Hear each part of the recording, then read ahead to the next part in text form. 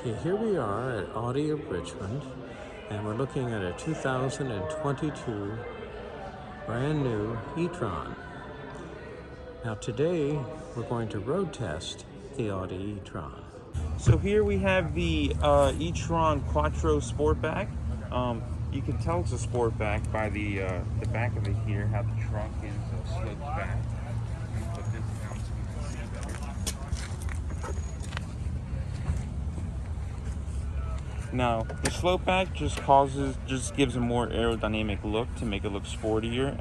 It also helps with speed with that aerodynamics. And then, of course, in the back, we still have tons of space. So with an e-tron, it's kind of like a Q5 and a Q7 combined.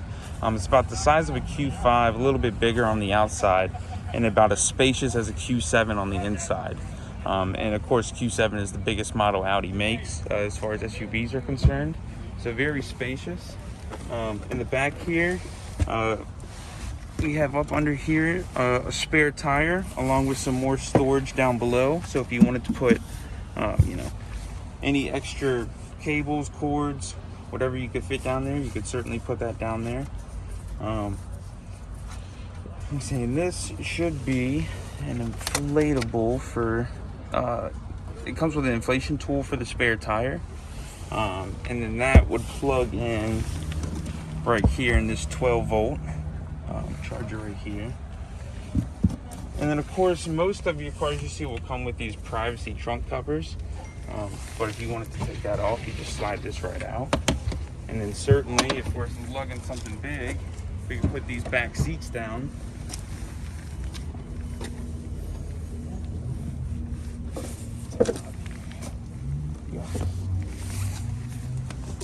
And we certainly have tons of room. So you stand in the back here, you can see how much utility you could actually use this for. And of course, if the e-tron has a tow hitch on it, you can certainly carry around a trailer up to 4,000 pounds. So you do have that towing capacity if you need. So now we are here in the front. As you see, everything up here is going to be touchscreen for the most part.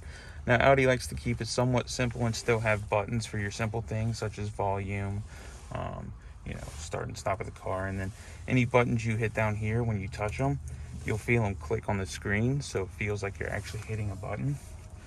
And then of course, just to put in drive, we just use the gear shifter, this little switch right here, to put it in drive.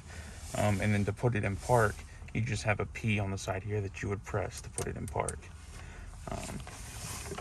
Different from a lot of the other SUV models is your deep center console here. So this center console has a phone charger down in the middle, right here, that would lean up against the wall here. And we do have wireless Apple CarPlay or Android Auto. So the benefit to that is you could have your phone down there charging, but still have, about 80% of what your phone screen has will still pop up here on this middle screen.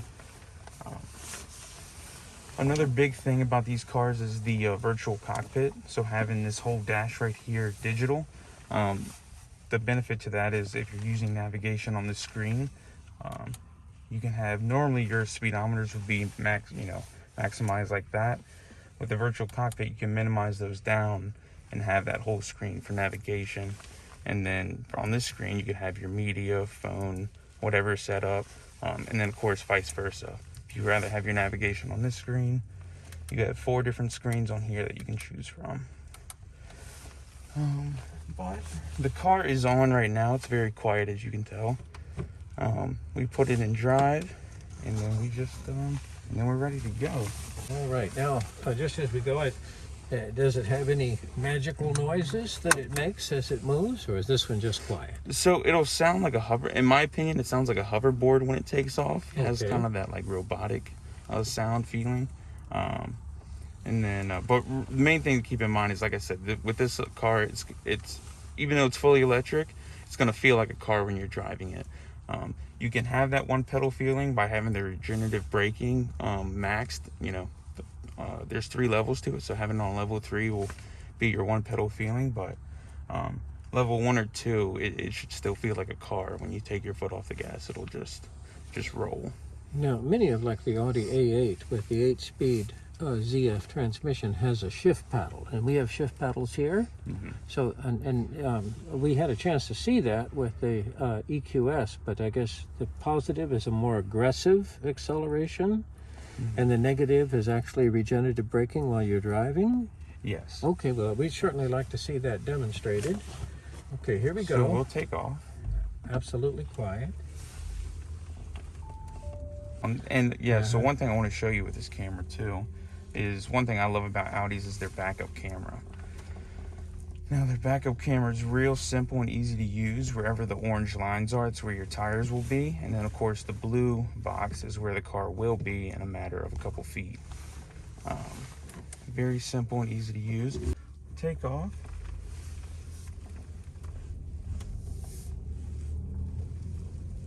You kind of hear that hoverboard noise. Okay.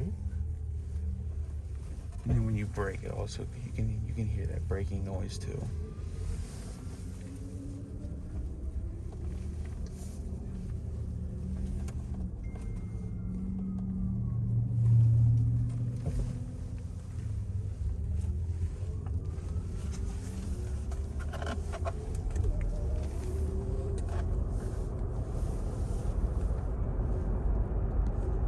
Thing I love about all these cars really is just how smooth they are. You can barely feel the road when you're driving. It's very comfortable and relaxing. So the braking, the regenerative braking, I believe I told you the opposite of how it actually works. So I said the right is the harder it brakes, and then the left is the less it brakes. It's actually the opposite. So the left paddle shifter here will make the regenerative braking stronger. Okay. Whereas the right will make it weaker. That's okay, and that's what the EQS was doing too. Yeah. Yes. So if we put it on level, so right now I have it on level 3 regenerative braking. Okay. And as soon as I'll take my foot off the pedal now, and you can kind of feel the car start to slow down. Yes. Me personally, I don't like that one pedal feeling. I like the car to roll. After I take my foot off the gas and have it just feel like a regular car. It certainly helps if we were going the opposite way and going downhill too, to kind of roll and not have to use as much battery. And the brakes on these cars are very smooth as well. Now, obviously, with an electric vehicle, I have, of course, the batteries, which add to the weight considerably. So, how much does the e-tron weigh, this model, roughly? I don't know how much it weighs off the top of my head. I'd like to say I'd say between 1,000 and 2,000 pounds, but I don't know the answer to that right off the top of my head. Okay. I would assume it has to be a heavier vehicle though, with it being able to pull 4,000 pounds of, with the towing package. So I would say it's a considerably heavier vehicle for an SUV. Now this is the all-wheel drive model. Yep. So we have both the traction motor in the front and one in the back. And now if we had the more base model, is there a model with only the one traction motor? I don't believe so for e-trons. Now they have a new electronic model called the Q4 coming out. That has just a rear wheel drive. It has both. It has quattro and rear wheel drive. So I believe that rear wheel drive version might just have that one motor. But as far as all the e-tron quattros are concerned, they're all have two. Now on the Mercedes EQS that we've recently road tested, the model that we road tested was strictly rear wheel drive. And they have an all-wheel drive, which is advertised as the 4MATIC. But the one we road tested was just the rear wheel drive, and the S550 that we road tested, which was the gasoline counterpart, was also just rear wheel drive. Now for the EQS, the rear wheel drive only has a longer range than the all-wheel drive. And the range of the e-tron, this model, is about 220 miles. okay. And then the same thing for the regular Quattro. Is the regular Quattro is right at 218 miles. And then of course, if we have AC and stuff going, that'll kind of affect it, but should be pretty accurate. Now, does this have the airbag suspension on all four wheels? The airbag suspension? Yes, the Audi air ride suspension. Oh, air ride suspension. Now the e-trons do have the adaptive air suspension, I do believe. Okay. I thought that was just with most of our sport models, but I do believe the e-trons have it. Okay. That's just something I want to check on before I guarantee it. Alrighty. Now I want to be careful playing with this while you're driving, but we're used to, like, for instance, we owned an Audi A8L for a while. It was a 2011. And it had the 4-liter V8. Just setting my cruise control. Okay. Now this has the what we're calling a radar, or active cruise, so it's actually tracking your distance to the car in front of you. Yep. And recently we had an opportunity to drive a medium-duty truck, which was a brand new truck.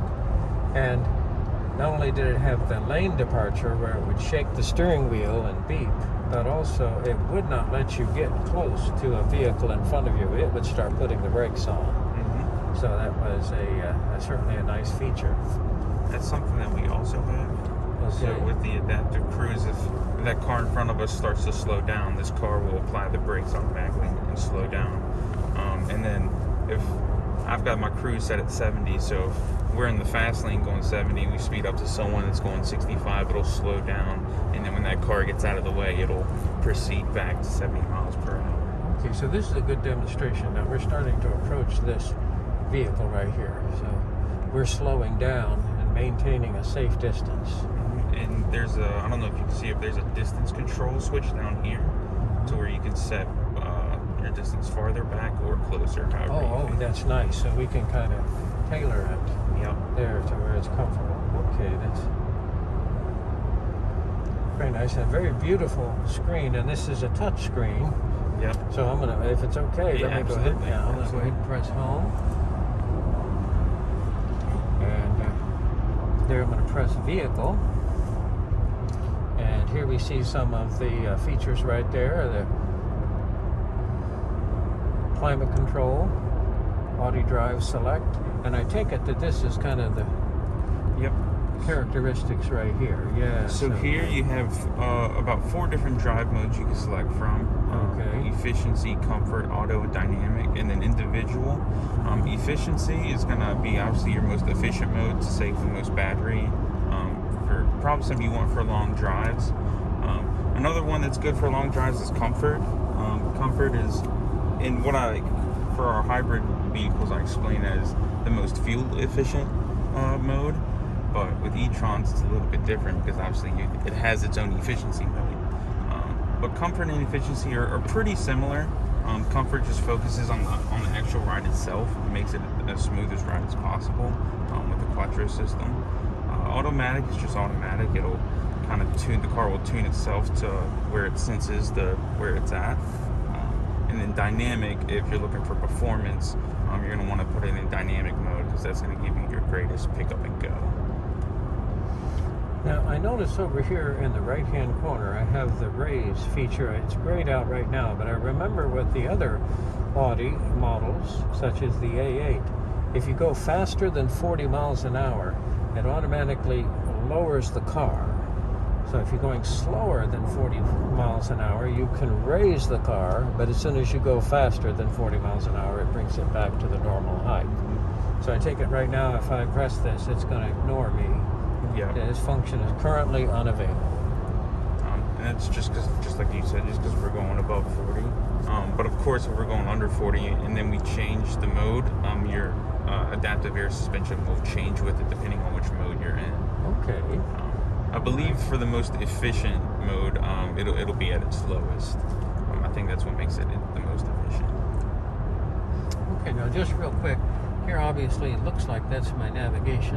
Yep. I guess I have to press one time. Whoop, there it goes. And then I can go back to home. And here is, I guess, that would be my radio right here, and then I can do my source. And let's see here. I do have the satellite radio, so the XM radio.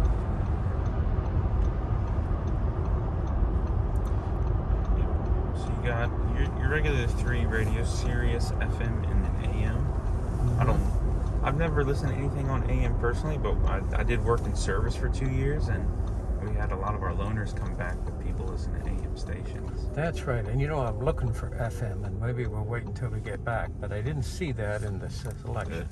It's probably it's right here. It's just because that's what we're on. Oh, I see. So it's just orange, but okay. Yep. Now that's FM, but AM. Oh yeah. So this one might not have AM. That's right. Maybe that's new. This is my first time seeing that. Yeah, most of our other Audis will have the AM option too. Do we listen to AM at all? Not really, no. Now, of course, this model I don't have a CD, DVD, or player or anything like that on this one. We do not. Okay. But if you have music on a SIM card, there is a place you can plug a SIM card in the glove box there. It's okay. We'll look at stuff like that when we get back. All right. And if you don't mind, let's drive up to the gas station there, and if it's okay, let me swap with you. Yeah, certainly. Okay, now here we are in the Audi e-tron, and this is a 2021 model. And you mentioned that this one is actually the Sportback. It is. It is the Sportback, and it has a very nice hatchback, and the seats fold down nicely. Mm-hmm. And here we were talking about the raise feature, and we'll go ahead and do this. And I noticed that we seem to have plenty of ground clearance anyway. So there, sure enough, and as I look outside my window there at the curb, I can see that the vehicle definitely has raised up. Mm-hmm.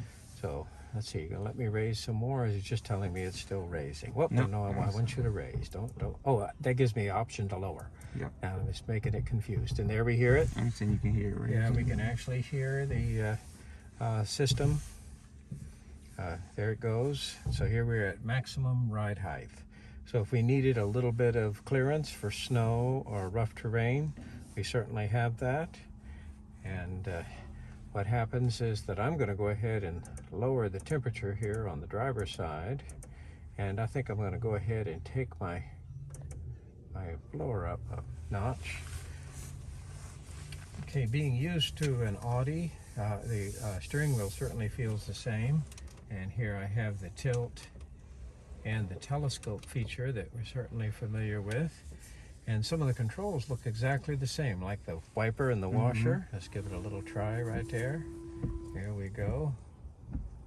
And obviously, we only have wipers in the front. There's our shift paddles, which we're going to certainly experiment with here. A very, very beautiful display. Very nice. Very easy to use, right? Easy to use. Yes, I see I have the headlights set to auto. And many of the controls feel very much like the classic Audi. And here I'm going to go ahead and go into reverse. I have my foot on the brake, and now we're in reverse. Look at that camera! Isn't that beautiful? Mm-hmm. Yes. Okay. So carefully checking. It's very underrated, but that bird's eye camera view, I think, is huge. My, that is nice. You park in a tight space, you're going to be thankful that you have that. Nice feature. And so here we go. And another great thing I love about these is just the fit and finish of it. Like, everything feels real in this car versus, and nothing against the Tesla. Tesla's a great car, but sitting inside of a Tesla, I can feel the difference in materials that compared to this. All of this that's real wood. You can tell just by touching it. Sitting on real leather. Now I'm going to go ahead and turn left here. Yep. I encourage we go the back road. Okay. So here we go. Give it a little push here. See what it feels like. And you're more than welcome to punch it and feel the performance in the car. All right. Now certainly it compares with a gasoline performance car. There's no question about that. Yeah. So and I'm going to go ahead and play with the pedals here a little bit. Yep. And then here we'll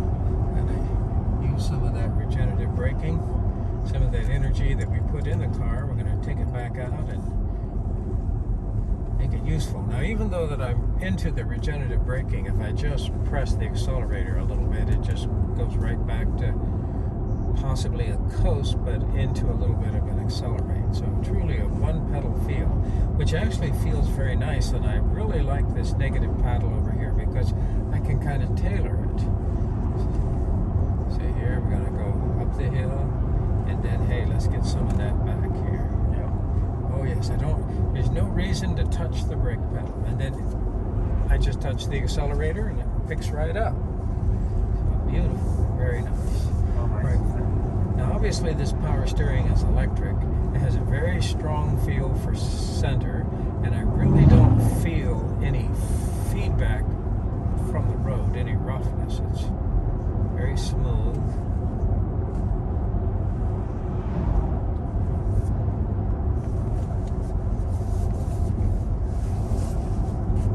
In this car all day long. Yes. It's just such a comfortable ride. Oh, it is very comfortable, very smooth, quiet, comfortable. Now, on the Audi A8, they had the sound cancellation system through the audio system. Do we have anything like that with the e-tron? So I do believe it does. I don't know if this one does. I think it changes depending on what trim level we're riding in. Okay. If I'm not mistaken, I want to double check, but I think that might be the highest trim level package. It comes with some noise canceling features. Kind of like in our regular gas cars, if you get the Prestige model, which is that highest model, you get dual pane acoustic glass. So just thicker glass makes it a quieter ride. Certainly with the fully electric cars, I would have to assume, you have that highest level, the Chronos edition, you would get some noise cancellation in the front of the car. Now we had a chance to explore the back of the car, the spare tire and the compartment, and the folding down of the seats. But on the Audi e-tron, what about the front of the car? Is there a storage compartment there in the front? Yep, so you do have a front. That's where your chargers sit. Okay. You have a level 1 and a level 2 charger available, and then certainly to use that level 2 charger, you would need one of those 220 volt outlets. Same thing you would put hook up a dryer to, washer or dryer. But you do have a front in the front. It's not huge. It's not a huge space, but it's just big enough to fit cables and some other small materials you may put up front. You probably won't notice it too much on a back road like this. But another thing I love about Audis is the side assist on that. It's like a little orange light that'll pop up on the mirror if someone's in your blind spot. Oh, blind spot assist. And yeah. what I was going to ask, if we can go ahead and turn on to 288 just for a moment and take a U-turn, and what we'll do is we'll certainly do that. And we do, that's one nice feature of the Mercedes, the EQS. It does have the blind spot monitor. That's certainly very helpful. Yeah, one thing I love about it is at all times, if anyone's in your blind spot whatsoever, that it's a big orange light. You just can't miss it. Now, I noticed that I had the lane departure because I touched the yellow line. I could actually feel the steering wheel shaking. Mm-hmm. And apparently true, I'm not going to experiment with the white line, of course, but that's a very nice feature. And certainly what we're looking at here with electric vehicles is kind of a new age of performance, because in order to have I guess I could safely state that the e-tron has the performance of the Audi A8 with the V8 option. Mm-hmm. Would you safely, was that a good assumption? Yeah, I would agree. Certainly, Okay. with how instantaneous the power is on an electric vehicle. So there's absolutely no turbocharger lag or whine from a supercharger, just instantaneous. Now, of course, the hydraulic brakes, as I touch the brake, I believe there's a little bit of regeneration taking part, but certainly the hydraulic brakes and the need to stop quickly is certainly there, and it's very smooth. Thinking about it now, there's actually a lot of braking going on, especially in an emergency situation, because you'll have the regenerative braking if you have that set, then you have your actually hydraulic brakes that you're using yourself, and then you'll have the brake assist. So If the car sensors will be able to sense if you're about to be in a collision of some sort, or you know, hit something in front of you, and it'll sense that, and on top of the brakes that you're hitting, it'll add an extra force of brakes with that brake assist, and help the vehicle come to as much of a stop as possible. And that would really only be effective if I had an all-wheel drive system. Yep. And so here, I guess those traction motors can go a step beyond just simply dynamic braking, but active braking, where I'm actually going to let the servo motor attempt to put energy into the car to accelerate it backwards. That would be an emergency feature. That's very nice. Very safe cars. These are very, very safe cars. Yes, in my career I had worked with the Rockwell Automation servo motors, permanent magnet brushless motors, and of course what they're doing is accelerating, decelerating, and putting energy into and taking it out of the machinery that they're controlling. So, and here what we've done is added this to an electric car. It's crazy how far they've come. Oh yes, absolutely. All right, and it felt very nice, a very crisp stop. Feels very good. Now, it kind of spoils you though, because I'm sitting here, there's absolutely no sound. There's no idling of an engine. Absolutely quiet. I do notice the little fingerprints there on the screen, which I guess... That is, honestly, that is something that you would have to kind of get used to, unless you keep a cloth on you at all times to kind of consistently wipe them off. I think that would probably be one of the only disadvantages of having the two touch screens right here, would just be the fingerprints. Other than that, everything. Right, and I can only see those fingerprints if the sun is shining at a certain angle. Let's see, let's just try one there. In fact, actually, my fingers are pretty clean. I'm not leaving a fingerprint. So, all right, here we go. All right, so here we have the Dodge Charger next to us, and off we go. There we go. Don't make any noise and leave him in the dust. There we go. One thing I haven't done or haven't seen really either is someone in an e-tron pulling a trailer and putting that towing capacity to use. I'd be very curious to see how well it performs with something behind it. Now in that moment of acceleration, I just pulled away from the pack, so I'm just out here by myself. So that's certainly nice. There was no noise, no sound of a rumbling exhaust. Now, one thing I do notice about my display is it's showing me what the posted speed limit is. And of course, obviously, I have my speedometer. One thing that was interesting on the Mercedes EQS, if you went faster than the speed limit, it'd let you know. It would beep at you. Yes, sir. Beeping or making a racket. But here it's just being polite about it. And now it says no traffic sign information available right now. Of course, we're on the on-ramp. And here we go. And there as we pull out.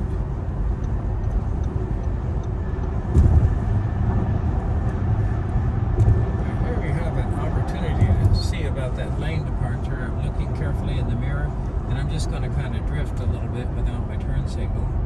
Aha. And sure enough, my steering wheel's shaking at me. Now I do have rumble strips over here, but that's not the rumble strip. Oh, there's the rumble strip, but I did feel the steering wheel. So it's letting me know, hey, you're crossing the line. Now I realize that with an electric car, every time I touch that brake, I am wasting energy. I'm taking the kinetic energy of the vehicle and I'm just dissipating it as heat. But if I use my paddle, then I'm recovering it and charging the battery. And I guess what happens if I touch the brake lightly, I'm still into regenerative braking. But if you want to... I will say that is one thing I do take for granted and forget about, is how you can actually recharge the battery by using regenerative braking. So we'll climb Afton Mountain on one side and then get it all back, or as much as we can on the other. Well, the car is very smooth, definitely very smooth. And even though I'm playing with the regenerative paddle, it's not bothersome at all. As soon as I touch the accelerator, it cancels. As soon as I touch the accelerator, the car pulls away. And it moves amongst these gasoline counterparts. It moves effortlessly. And even though you can feel the regenerative braking, it's not necessarily making you jump forward when you feel it either. Kind of like that, like a golf cart feel. So it's a very reasonable regenerative braking. Now I'm kind of trying to look a little bit at my blind spot monitoring. There it goes. It's letting me know that there is a vehicle there in the blind spot, and it's certainly very important in today's traffic. And we'll go ahead and take this opportunity to do a turnaround. Now with this electric vehicle, the battery is in the floor, so it's a heavy vehicle with a very, very low center of gravity. And it's reminding me that my traffic sign here is 25 miles an hour and I'm doing 33. Of course, obviously I'm in the on-ramp.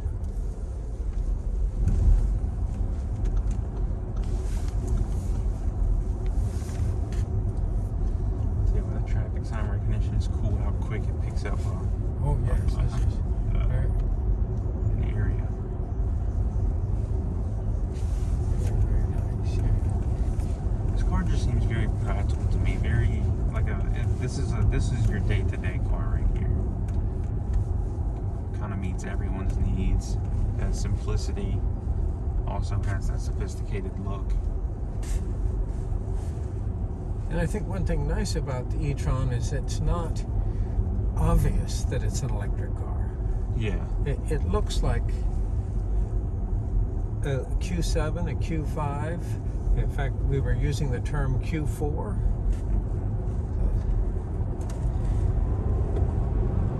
Picks right up. Slows right down very comfortably.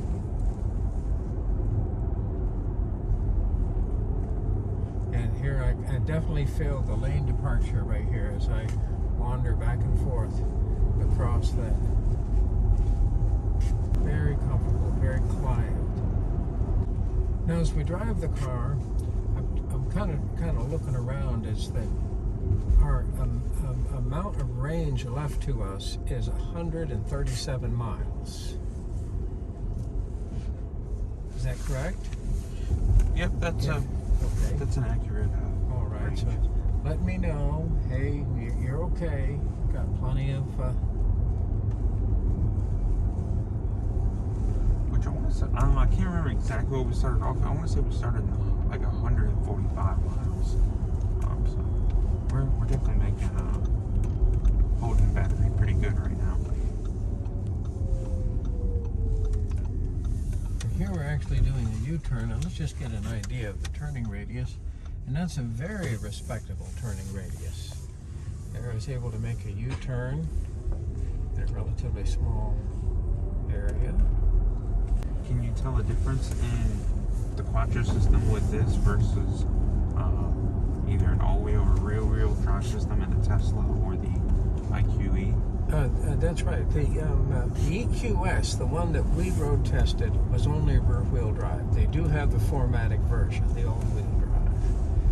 And of course, I'm not pushing it, so I'm not really doing anything to stress the vehicle. But obviously, if we were on wet pavement or any type of snow condition, that all-wheel drive would be very nice. And also, if we're in a performance mode where we're taking a turn aggressively, it's awful nice to be able to pull that front of the car back and forth there with the actual electric motor. I tell people all the time, ice is obviously ice, but I'm very confident in the quattro system in rain and snow, as far as having a lot of traction and grip to the road. From what I've seen quite a few videos of Audis being able to push right through snow, no problem. And these are sedans that, sedan Audis that are pushing through stuff. So a higher sitting SUV like this one with that all-wheel drive sure could do just the same. Now, one thing I did notice for the lane departure is the steering wheel started to shake until I turned on the turn signal, and then it stopped. So I was letting it know that I certainly meant to. And there's no problem with me keeping right up with a car that I want to merge with in traffic.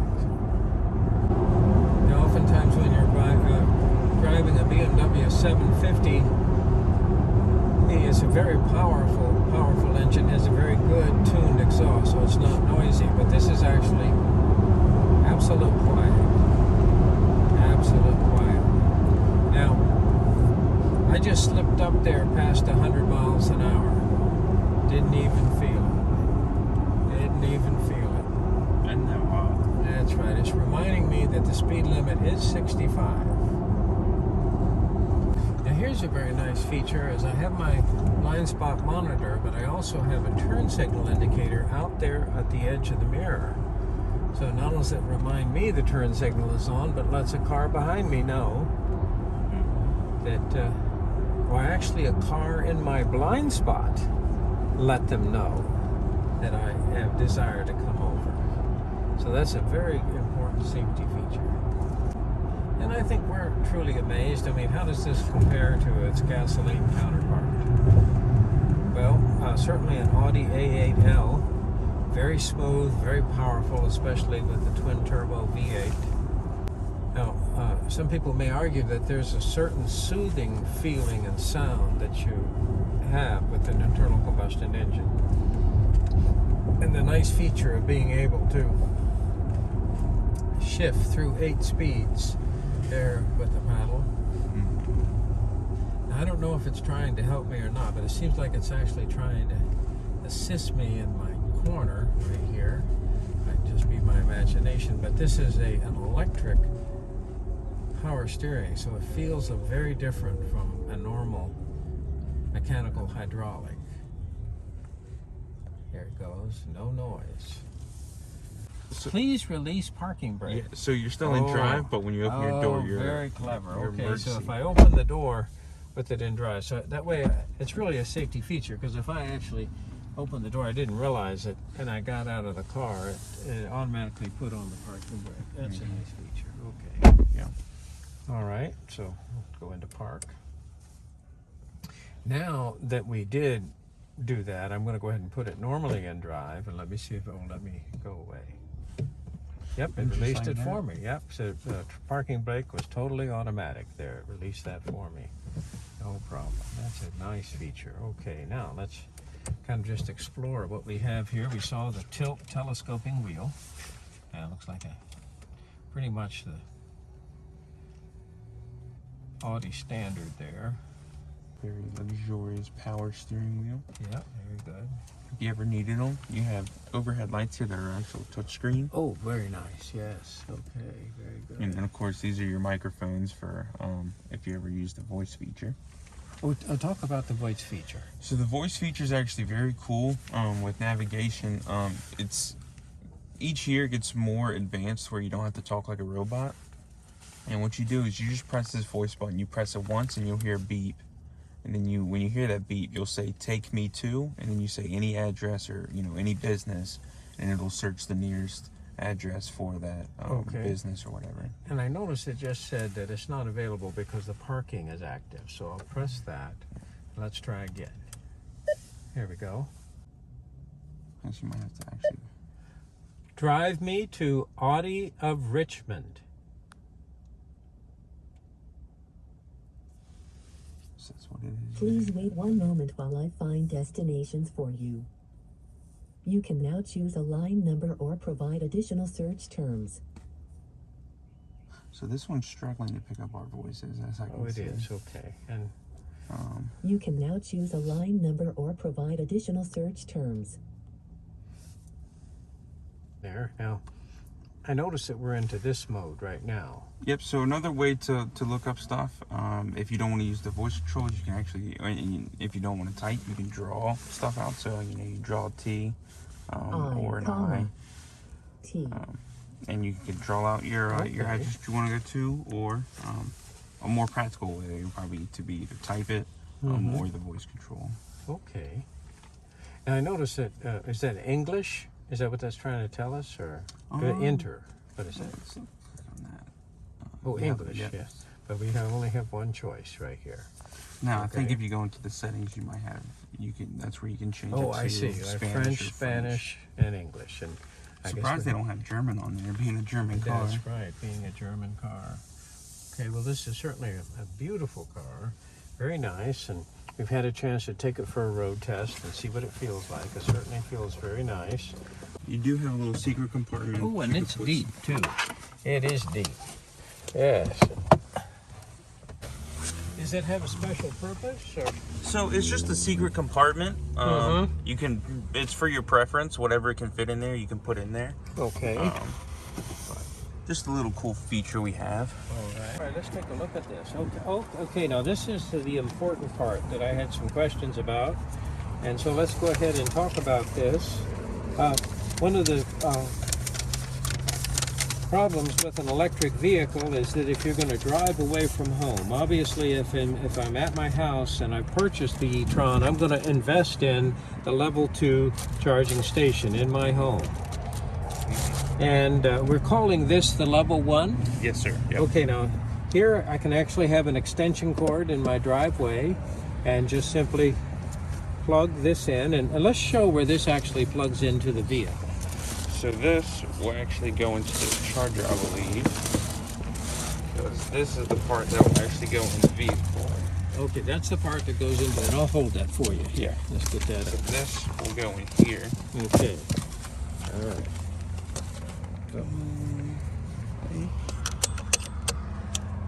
when I put this in here, just gently here, this thing's trying to help me, I think. Oh, there we go. That's So that's what will lock Oh, in and place, then I believe. this kicks it out, I guess. Oh, there it goes. See, now it's all the way in, right? And and this. Okay, so that's further than we've ever had it before. Okay, I guess, and then if I want to, see if, I broke it now. Okay, here it goes. Oh, there it goes. Now there it's it in. goes. Yeah, so there now it it locks is. in. Okay, So you would have that locked in, and then you take, and here are your prongs, Okay. and this will plug in over here. Awful clean, and this has 10,000 miles on it. Do you have a charging station here at the Audi of Richmond? Yep, we have 2 charging stations up front here, and then we Okay. have another charging station in the back in our Okay. service lot. Okay. To charge, you're just going to press this button once to open it, and then you'll plug it. And then if you're doing the fast charger, you'll take this down, and your fast charger will plug into that. But the level 1, level 2 charger, we're just going to plug this straight in.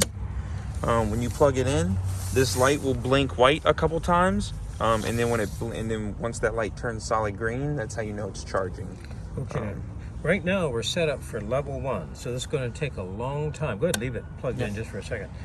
This is level 1, so this is just 110 volts at 10 amps or so, 15, 20 amps max before we trip a breaker.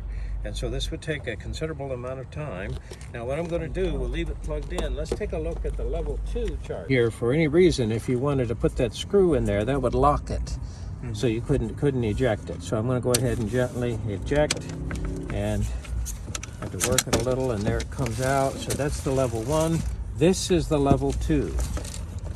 Now from a completely discharged battery to a completely charged battery is about 10 hours with level 2. Is that right? Is that correct? So a completely dead battery to full, you say it'd take about how long? I'm sorry. 10 hours? About 10 and a half hours is the projected time. But yeah. There it is. Okay, now we put the screw in there if we wanted to lock it in. Now this, so actually if we're doing level 1, this is going to be all 3 days.